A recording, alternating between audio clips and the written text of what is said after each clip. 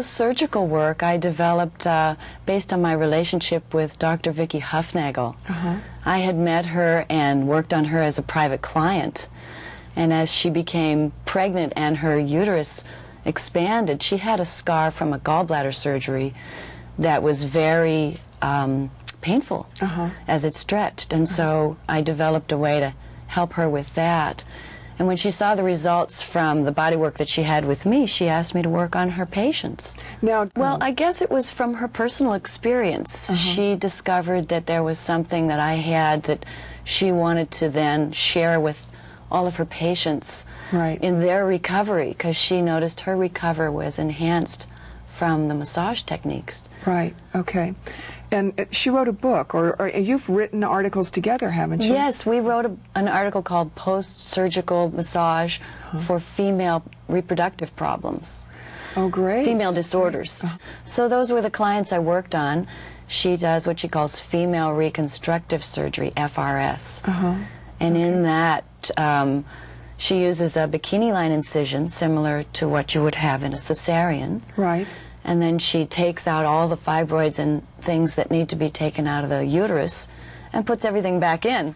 And then their clients would come to me afterwards. So time after time after time again, I would discover how to get rid of some of the swelling and how to enhance the healing process for the adhesion and for the scar itself. Now, this works with scars from all surgeries and burns as well, right? Yes, that's what I discovered, was after working on these women fresh out of surgery, I started working on old scars and old marks from previous long ago injuries or whatever, and I discovered this works for burns, tattoo removals, gallbladder surgery, knee surgery, sports injuries where you would get a lot of impact from, say, football.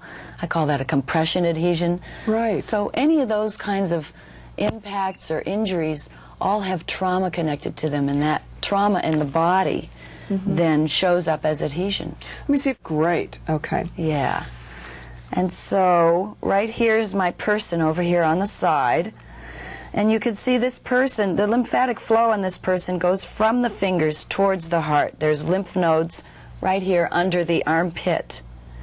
Now, if this person got a scar right here on her arm or his arm, you would find that this lymphatic flow would be impinged. And so you'd have swelling here.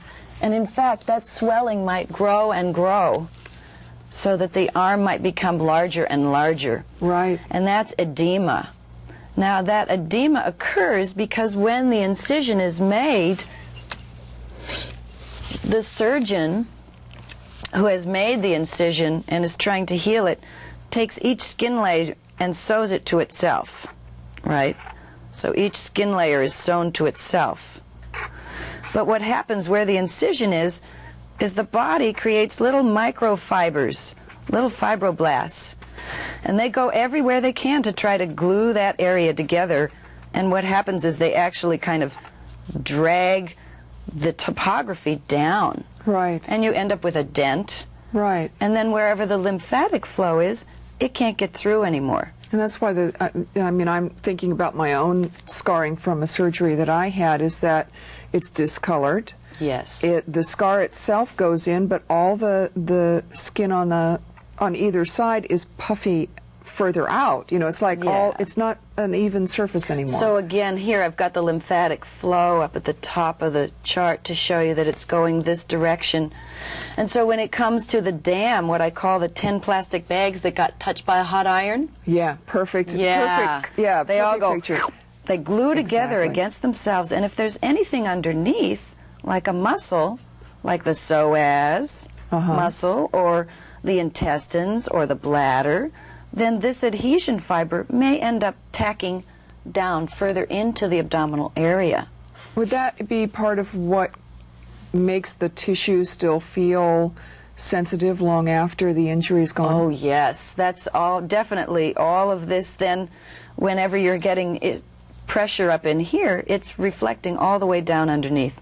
So what we want to do is, like you say, sometimes the scar ends up with a little mound on top of it. That's called a keloid. And that keloid is very hard to get rid of. But what we can get rid of is all the extra stuff all around it that's preventing it from the lymph moving through, flowing through. And so to do that, the first thing we want to do are called spirals. And we're just going to press down from the top. Now, actually, if I can come back here, yeah, we are here. When I look at my incision on my arm, it looks like it's right here, and when I press down, I don't feel it anymore. But if I look over here about an inch over, when I press down, I can feel something underneath there. And that's because maybe the incision doesn't go a direct straight line down. Right. So what we want to do when we work on any place that's been scarred is we want to get rid of all of the extraneous fibers. We're going to do that through heat, friction, and TLC. Okay. The heat of our hands, the friction of our movement, and our loving intention. So the first thing we'll do are shallow spirals, and then a little deeper, and as it heals, we'll go deeper. We can also do crisscross, where we take two fingers and push the scar back and forth, kind of like an Indian rug burn. And you're not doing it just over that one spot. You're sort of going Yeah, all the way down the scar and all the way scar. back up, right? Exactly. All the way along, like this. Right. If it's from above or if you have your fingers from the sides. And then making little hills. I think of this incision as being like a piece of thread with lots of paraffin on it. And the paraffin makes it a thick rope. Yes. Now with my heat and friction and a little movement, I can squeeze that paraffin and soften it so that now, instead of just making little hills, I can do actual skin rolling. And that looks like this. Right. So when you only have one finger, it's hard to do. So if it's on your arm, Would you like need to a use helper. my arm? Okay. So that crisscross looks like this, and then the making little hills is like that. Right. And then the skin rolling finally. And then ultimately, when it's very healed, you can pluck and tuck up on it, away from the skin layers. Now, but this progression, what I found with working with Vicky's clients, and I'll talk about it now without the chart, what I found with this progression is that it needs to go very slowly when you are first recovering from surgery. Right, because it's very tender. It's very tender.